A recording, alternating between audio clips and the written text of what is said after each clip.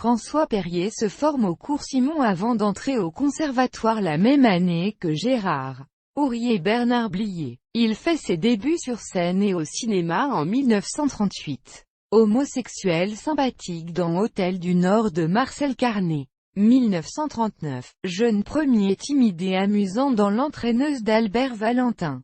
1940. Il s'impose à la fin des années 1940 comme un acteur d'une grande expressivité, dans des films comme Un revenant de Christiane Jacques. 1946. Ou Le silence est d'or de René Clair. 1947. En 1950. Il sert aussi bien l'univers poétique de Jean Cocteau dans Orphée que le réalisme magique de Federico Fellini dans Les Nuits de Cabiria. Au le sommet de sa gloire dans les années 1950. François Perrier se crée une réputation à travers les mondains de Paris.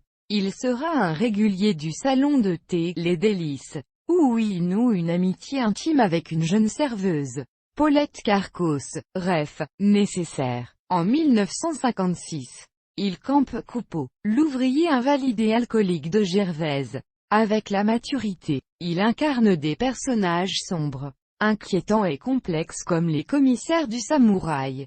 1967. Et de Police Python 357. 1976. Le procureur public dans Z. 1969. Un patron de boîte de nuit dans Le Cercle Rouge. 1970, ou l'avocat efficace et omniprésent de Stavisky dans le film éponyme. 1973. En parallèle, il mène une importante carrière théâtrale où il sert aussi bien le répertoire avec Molière, le théâtre contemporain avec Jean-Paul Sartre, Félicien Marceau ou Jean Anouilh, et le théâtre de boulevard avec Marcel Achard, André Roussin et Françoise Dorin.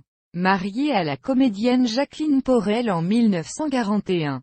Il est le père de la journaliste Anne-Marie Perrier, troisième épouse du chanteur Michel Sardou, de Jean-Pierre Perrier, assistant metteur en scène de Costa Gavras, compartiment tueur, et Anatole Litvak, La Nuit des Généraux, mort en 1966. Il a également reconnu comme son fils Jean-Marie Perrier, célèbre photographe des années yéyé. Né d'une précédente liaison de Jacqueline Porel avec Henri Salvador. Divorcé en 1947. Il épouse en 1949 la comédienne Marie Dae Tremaem dont il se sépare en 1959. Il convole une troisième fois en 1961 avec Colette Boutoulo, sa dernière épouse. À partir de 1956.